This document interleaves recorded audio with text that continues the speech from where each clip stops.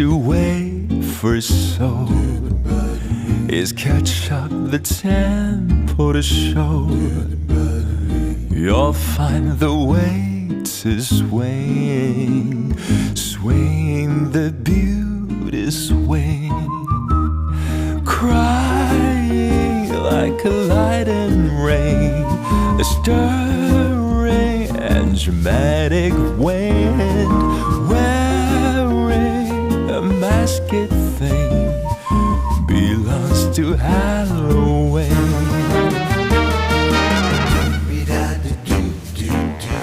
They are crazy. Okay, alright. You can hear the texture full of charming. You can feel the kind of mood. Come to the bed about defending beauty.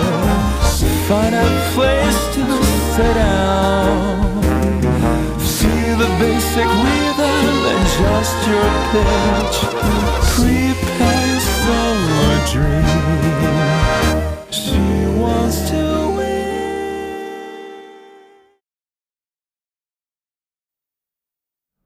不过我确实希望能够借这个机会向外界传达一些态度。陈开怡是我认识的所有人里面最坚决、最有才华、最有行动力，也最杰出的一个媒体人。他是我们这个纸媒时代不可复制也不可多得的代表性人物，他更是我们这个时尚媒体领域里面一个不可多得的高峰。所以我希望借这个机会能够呼吁，我希望也能有更多的人支持陈开怡。哎，关了，看着累。哎呀，你说这向霆锋搞这么一出，他是真心认输了呢，还是想捧杀你？肖主编，你比我们都了解他，你觉得他现在到底在搞什么？刚讲的每一句话我都不敢相信。现在深圳的局面也很艰难，我香港的朋友已经告诉我了，那边也是人事大动荡，总部要把深中给关看掉，看来不是不可能。所以这个向霆锋是在唱空城计了？空城计这形容没错吧？应该是黔驴技穷，他现在众叛亲离，也只能捧捧开怡，显得自己不是孤家寡人。可惜啊，这行里谁还能相信他呀？行业外的人说不定会信呢。什么意思？他的目标从来没变过，就是要把盛装品牌卖掉，然后从中狠狠赚一笔。现在他只不过换个方式抬高身价而已。哇，那他真的很厉害了。他先把你架起来，包装成英雄，打苦情牌，然后呢，吸引越来越多的人众筹。等我们众筹的人钱越来越多，就显得我们盛装好像更有价值。这向霆锋，他当出版人，我觉得真是可惜了。哎，他应该当销售和公关呀。行了行了。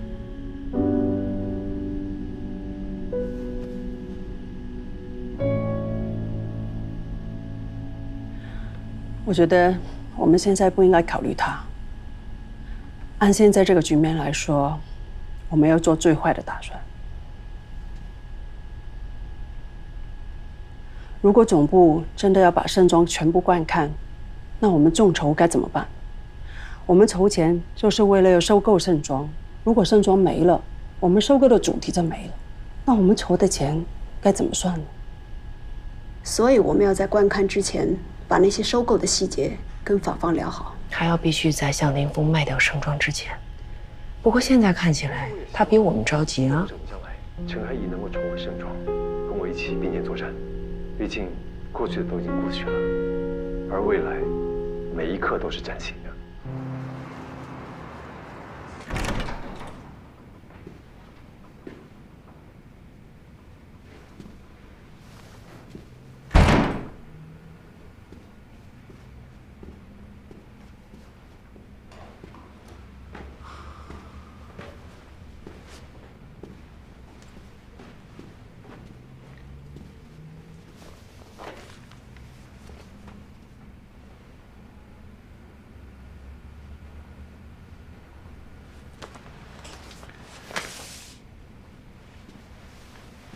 老袁，咱们才喝完酒，聊了那么多天，你就这么对我啊？我怎么对你了？今天是我代理主编的第一天，你就辞职，当头一棒啊，朋友！我辞职又不是因为你，我整个内容部已经全部停摆了，拜托你等我招几个人能用的人，再辞职也不晚吧？相煎何太急呀！算了吧，志不同，则道不合，让他走吧。向总，他要是走了，盛装就完了，总不可能一本杂志全部都是广告吧？而且我们不能再休刊了，如果再休刊，所有品牌和广告商都会把我杀了的。招人呢？招人的人也没了，人力资源部都跑光了。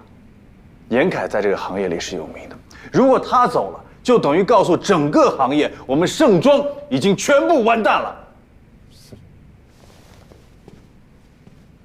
那怎么样？你能把他留下来吗？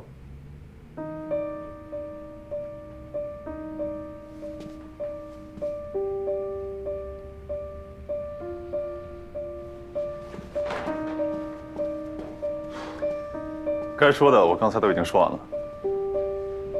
乔治死那天，盛装就注定会变成今天这个样子。向霆锋，你要负全部责任。我知道你一直想报复我不在乎。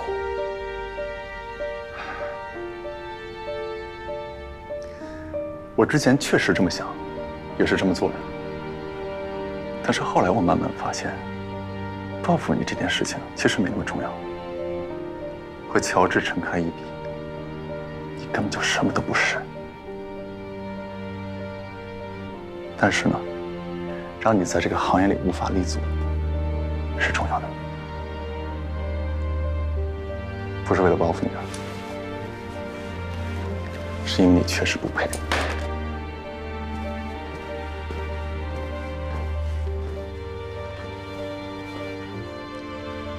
前天喝酒有几句话，你确实帮到了我。成功的方法有很多种，但是你跟这种人在一起，就算成功了，也是最不光彩的那种。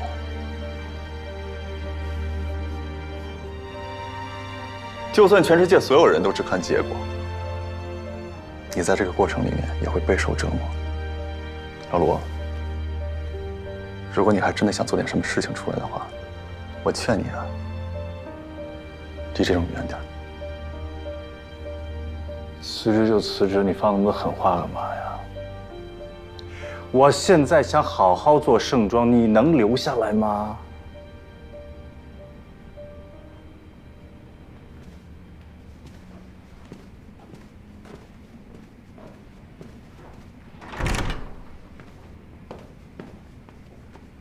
关门都不会吗？素质这么低！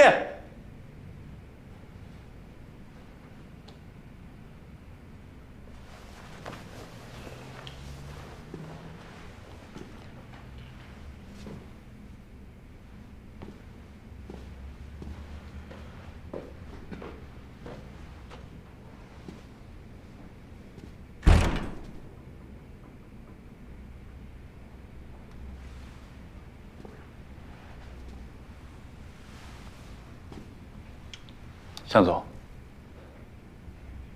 真的没有别的办法了吗？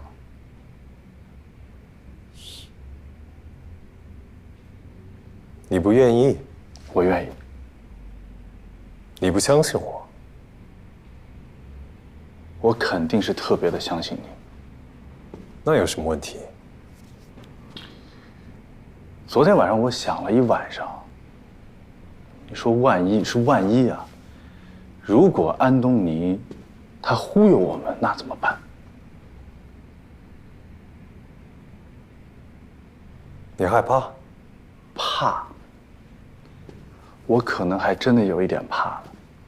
利用陈开怡的众筹，然后让他变得更悲情，让这个众筹变得值钱，然后盛装品牌在台面上的收购价也会变得值钱，这一点我是认的。但是瞒着法方，搞一个空壳的文化公司，在你一份法方的授权合同，然后把盛装给卖了。就算安东尼说只要收15%的钱，但万一他翻脸不认人了怎么办呢？他不会，我认识他很多年，我熟悉他的为人。我不熟啊，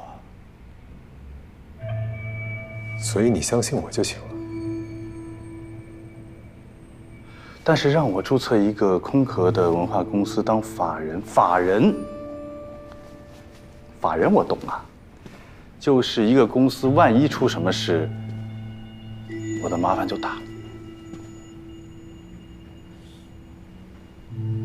所以说到底，你还是不相信我。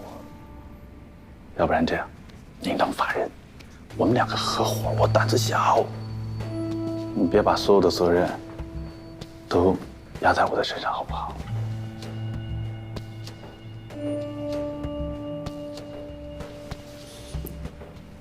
如果责任都要我扛，你凭什么挣这个钱？强总，我是您的搭档，不是您的武器。我不是乔治，我不会给任何一个人任何的机会把我逼到电台上去的。那都说了是搭档了，你应该相信我。而且我们都说好了，利益55分，刨去给安东尼的15%，咱们两个人至少每个人分1000万，甚至更多。你连风险都不愿意冒，我想请问你，你有什么资格挣这个钱？向总，你可能是误会我了。我鲁冰冰看似是掉在钱眼里的人，但是相比钱，有一样东西对我来说更重要。我的命啊！乔治，理想主义，你让他幻灭；陈开怡，英雄主义，你让他变成图腾想套现。可是你永远都没有办法算计我这样的一个利己主义者，因为你永远开不出一个价钱能高于我的命。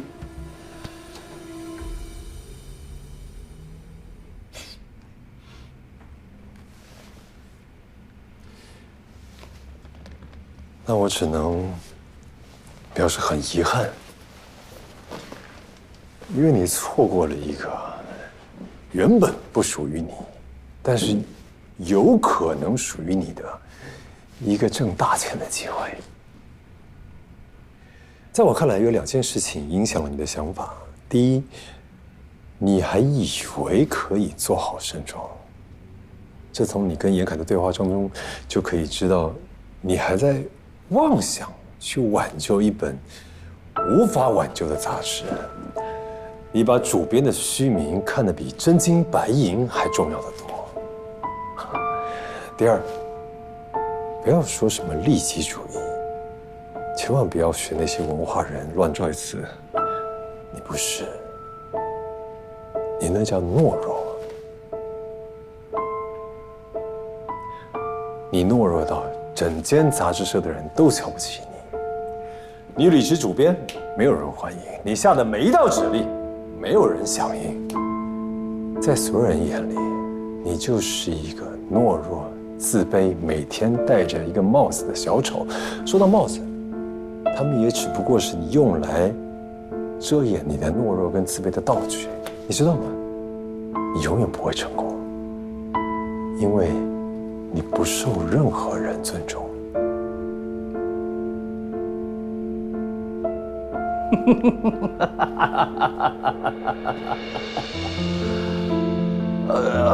激将法，我真的没有想到，真的没有想到，最后居然是激将法。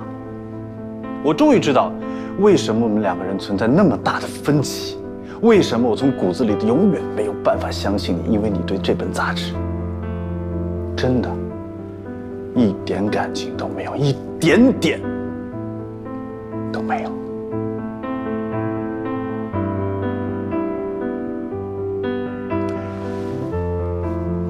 你说这个帽子啊，是掩盖懦弱和自卑的道具，那我把它送给你，不用谢我，你应得的。因为你才是这家公司真正的小虫。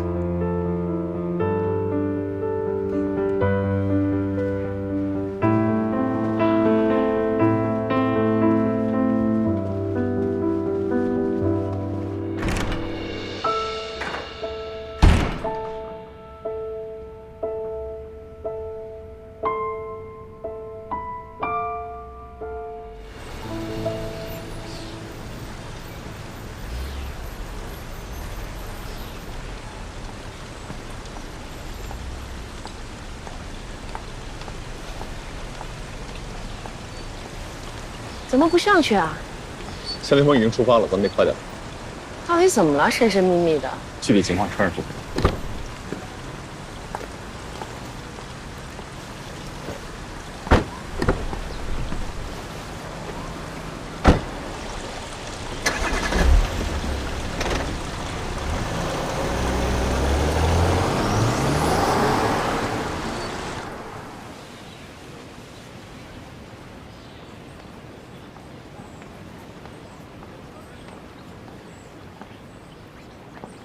是向霆锋先生吗？您好，您快请坐。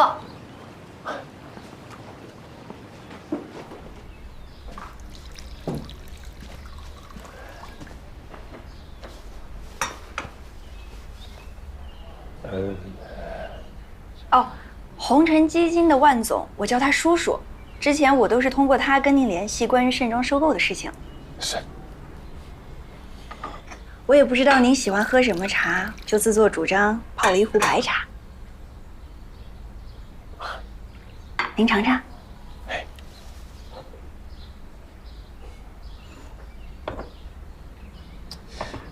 没想到，像您这么年轻的人，也喜欢喝茶呀。是因为我的一位忘年之交顾明山先生，他对喝茶特别有心得。他总是告诉我，白茶性清凉，清凉能静，静能定，定则生慧，适合与人谈事的时候喝。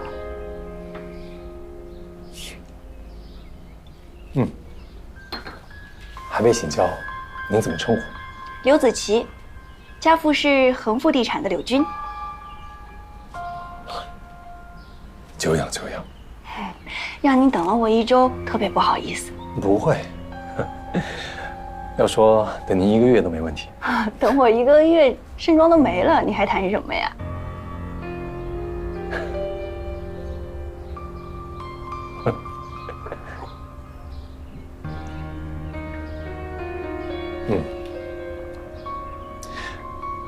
这茶确实不错，白茶清凉。喜欢清凉，向先生可是凉薄之人。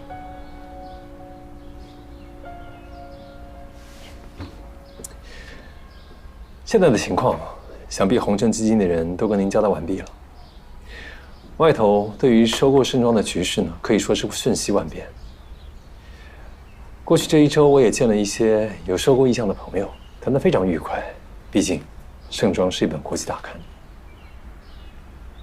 那你为什么还要等着跟我见面呀？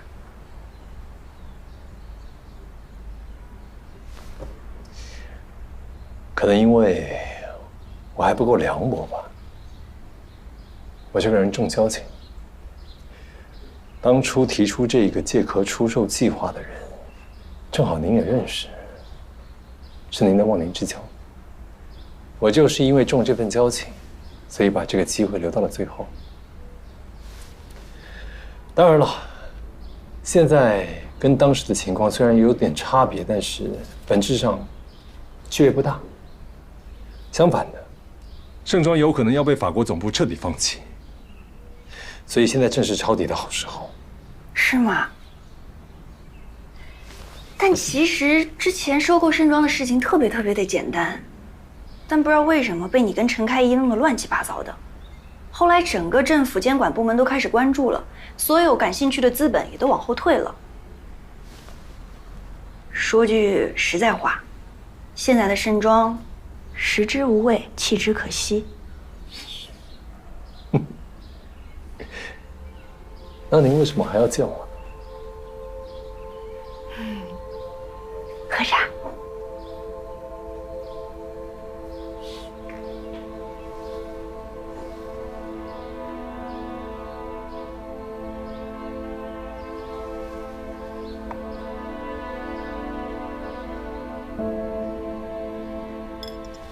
现在是他们在明，我们在暗。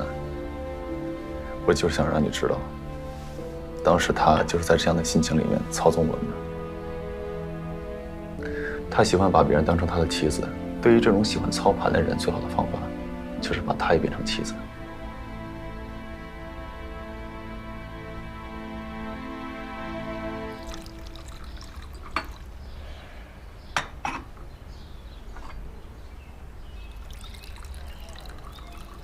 江先生，我想我把我所有的意思都表达得很明确了，那我们是不是可以达成共识啦？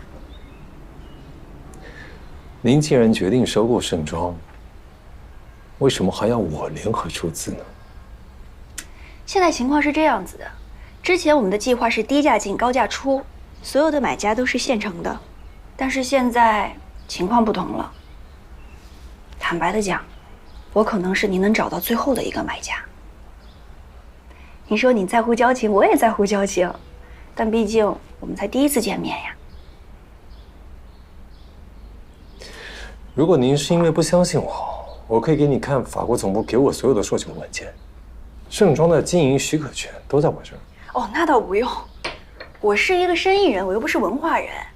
再说了，之后我们要一起做生意，就是搭伙。既然搭伙，那我们肯定要够真诚。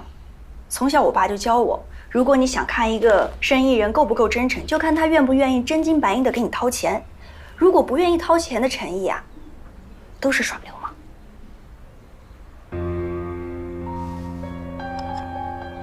之前您说现在法国在出售盛庄的心理价位是3700万，对吧？我现在不去质疑这个数字，这样，我出3000万，你出700万，到时候我们转手出卖盛庄的时候，我们所有的盈利和亏损都按照这个比例，不管是亏是赚，这个很公平吧？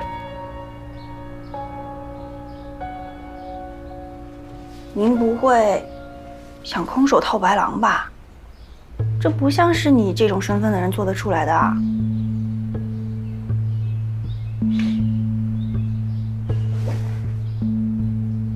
那你的意思是我们达成共识了？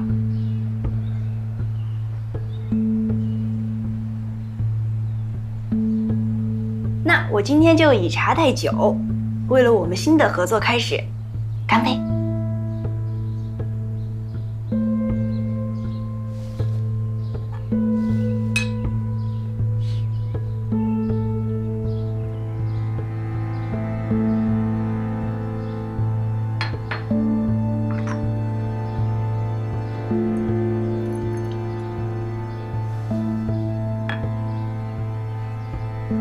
那我就先告辞了，具体事宜我们随时联系。保持联系。我对未婚妻刘子琪，这是你一直想见的陈开一主。您坐，我过来就成。陈主编你好，幸会。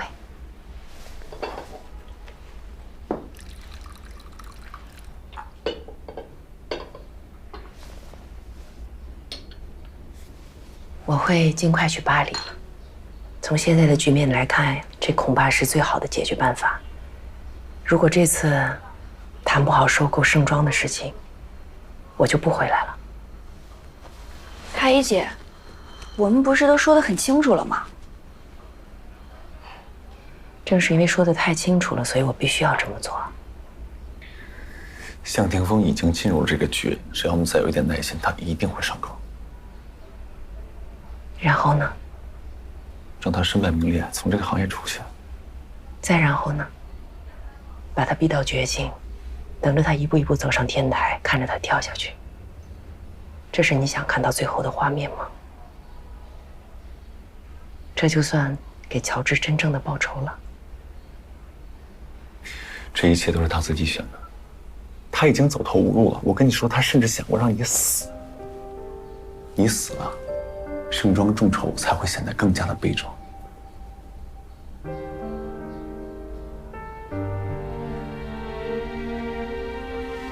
盛庄的价值才是最大的，我们能做的也只是将计就计，等他把700万打到账户，再把他作假的事实公诸于世。但是，这些都不是我让他做的，是他咎由自取，有什么不对吗？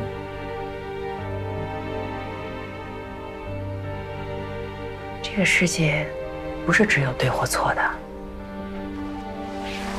开一姐，我理解你们之前有特别深的交情。话说回来，即便他人财两空，即便他坐牢，那他也不会死吧？而且这一切都是他应得的。有一句话说得对，以德报怨，何以报德？所以我要尽快去巴黎搞定这该死的收购啊！为了救他，不，为了救我们所有人。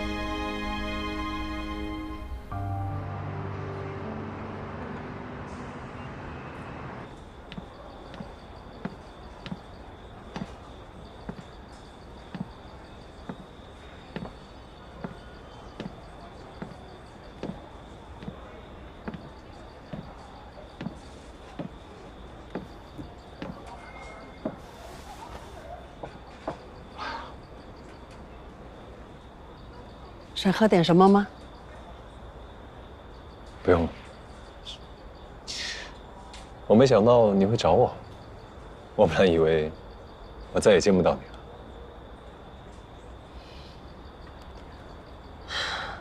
怎么会约在这里呢？我们第一次见面是在一家咖啡馆，你记得吗？我本来想约那里，但那家咖啡馆现在没有了，所以。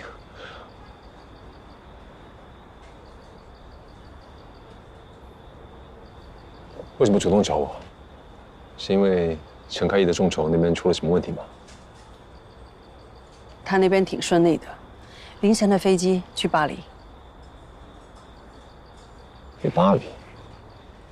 钱筹够了？不可能！我才刚查过他们众筹的进程，才刚过600万。别说他了，说说你吧。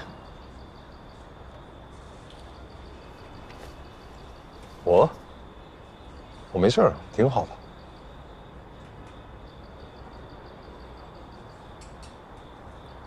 收手吧，趁最坏的事情还没有发生。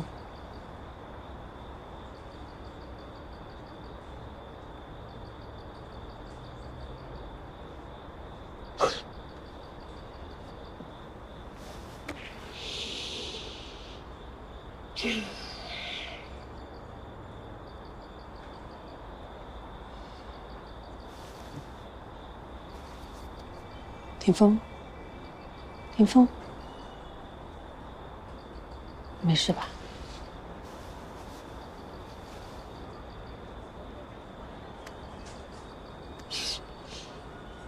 我没事。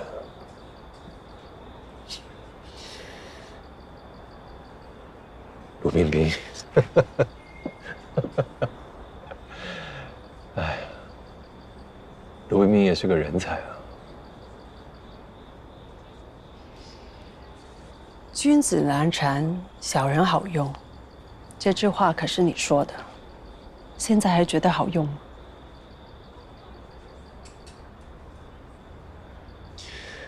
是陈开义让你来找我的，算是吧。他跟我说的这一切，都是希望我来劝你。他为什么要这么做呢？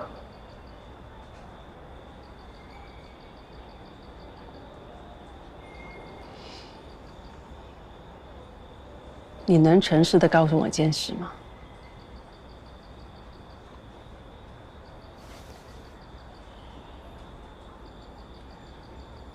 你是不是真的想过要陈开义死呢？是，我是这么想过。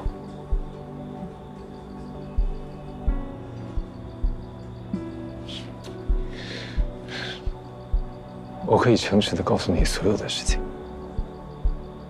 我是想过，如果他死了，他就成为真正的英雄；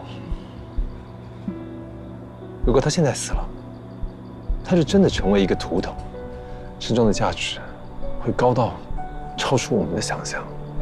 而且，有谁不会死呢？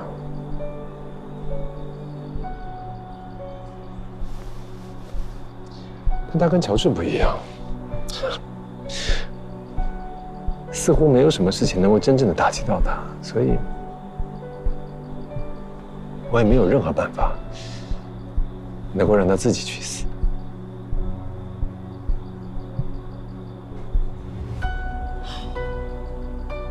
你为什么要选择度过这样的人生呢？你为什么要把自己的生活寄托在一个人的死亡上？这可是一个人的生命啊！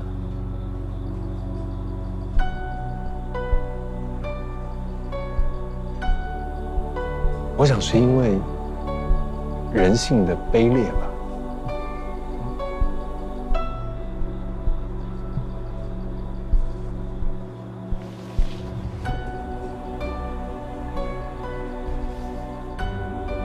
我承认，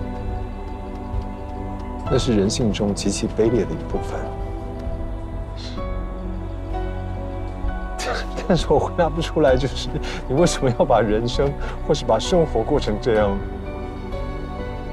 我是怎么一步一步走到现在这么卑劣的一个程度？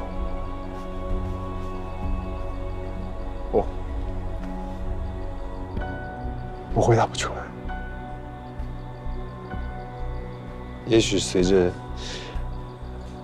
纸媒的没落，也许随着事情一点点的失控，随着我能够抓住的越来越少，以至于我的选择也越来越少。所以，你问我为什么要这样？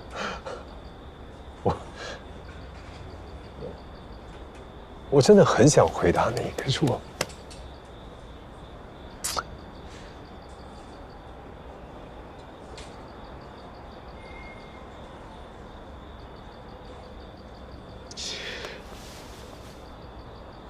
其实我早就看出来了，刘子琪的道行毕竟不如顾明山。当他提出那个建议，他出3000万，我出700万，跟他一起做这件事情，这难道不是一个局吗？我明明可以拿钱走人了，我为什么还要干这些事儿呢？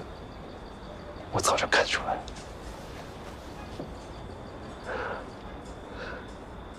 我就是累了，我累了。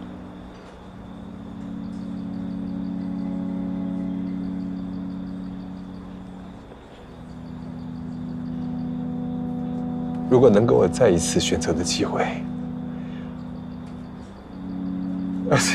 事实上你给过我一次选择的机会。你在机场问过我要不要跟你一起回香港，我拒绝了。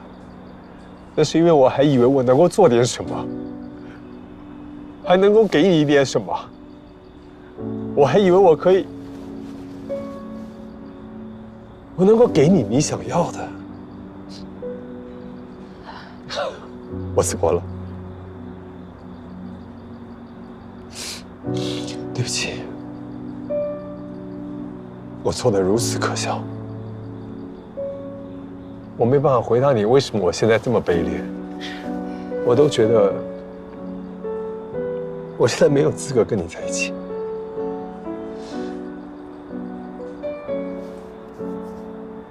谢谢你还愿意见我，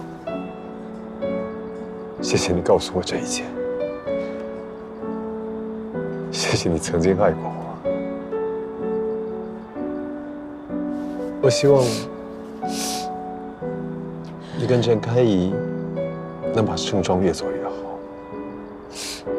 我知道你会的，因为你值得拥有那样的未来，而那样的未来里面，不应该有我。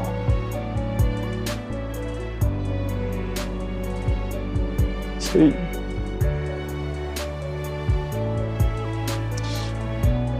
你好好保重。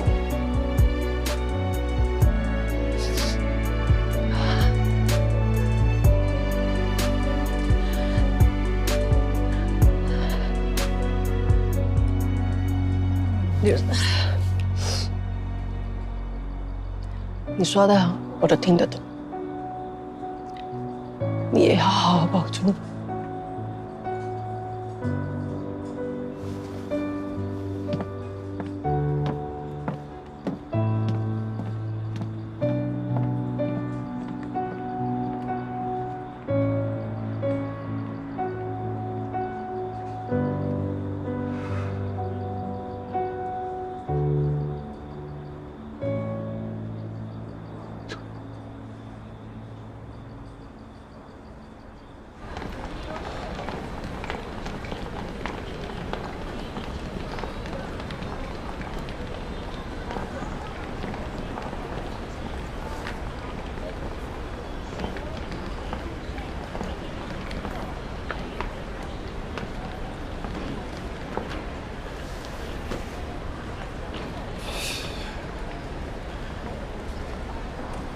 为什么要帮我？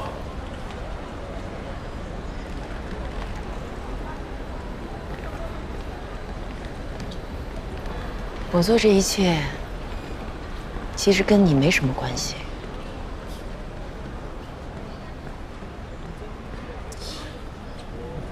我们是怎么一步一步走到现在这个样子的？你发现了没有？其实我们是同一种人。不是同一种人。我们来自相同的地方，身上有着相同的时代烙印，曾经有过同样的信念，或者说信仰。只是后来，我认清了现实，而你还在继续欺骗自己，还在欺骗自己这个时代没有改变。还在欺骗自己可以改变现实。时代没有改变。我记得我第一次见到你的时候，你扎个马尾辫，眼睛转啊转的，对什么都好奇。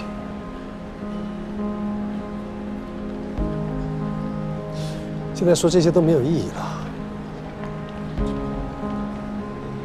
我会离开盛装，离开这个行业，从此跟这本杂志没有半点关系。挺好。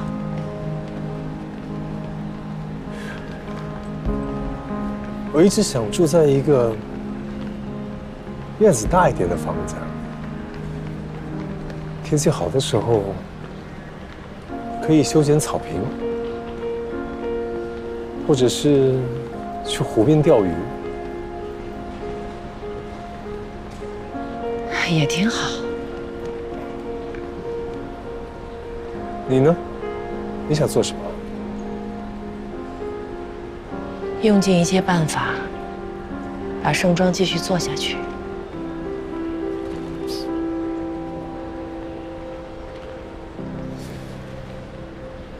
你觉得乔治会原谅我吗？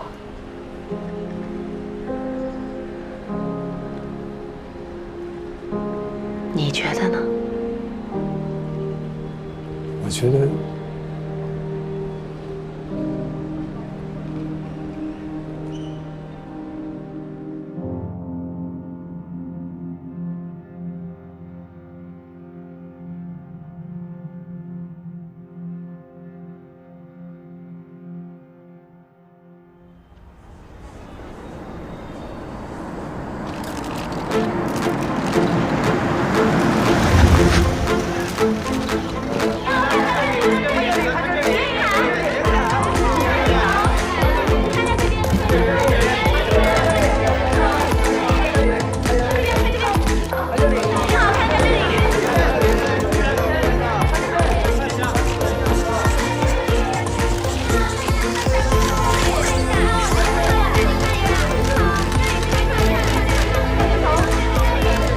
来，左边的朋友，右边的朋友，不怕胖，就是棒。好，看前面，可以了吗？有没有什么问题想问我们？猜到了。林志炫跟陈开怡争夺主编之权，他是不是算是？请问一下，您创办了红底基金，请问这算不算是另一种方式报酬的？请您回答一下好吗？请您回答一下，请您回答一下好吗？回答一下，回答一下。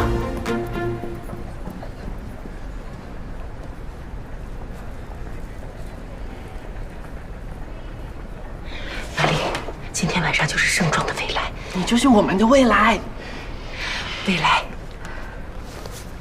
来了，加油加油！下面让我们用热烈的掌声欢迎新盛装出版人兼主编陈开怡女士。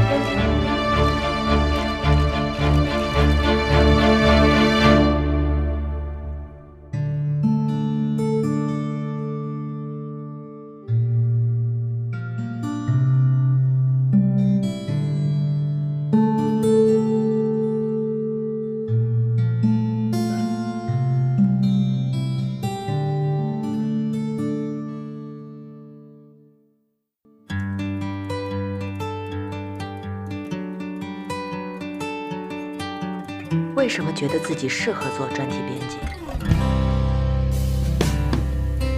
梦幻般浪漫，迷途难返。请给我多一点时间，想跟您说个故事。可能这个故事有点长。什么吸引？为什么所乱？一颗心不安，渐渐辗转。庆幸和遗憾，星星点点，在推波助澜，骄傲满满，也曾经沧海，也曾经温暖，一双手点燃推杯换盏。我的梦璀璨如朗朗星空，藏身在茫茫人海中，怀抱着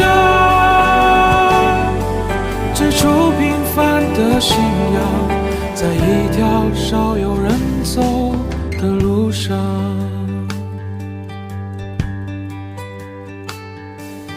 庆幸和遗憾，星星点点，在推波助澜，骄傲满满，也曾经沧海，也曾经温暖，一双手点燃推杯换盏。我的梦璀璨如朗朗星空，藏身在茫茫人海中，怀抱着最初平凡的信仰，在一条少有人走的路上。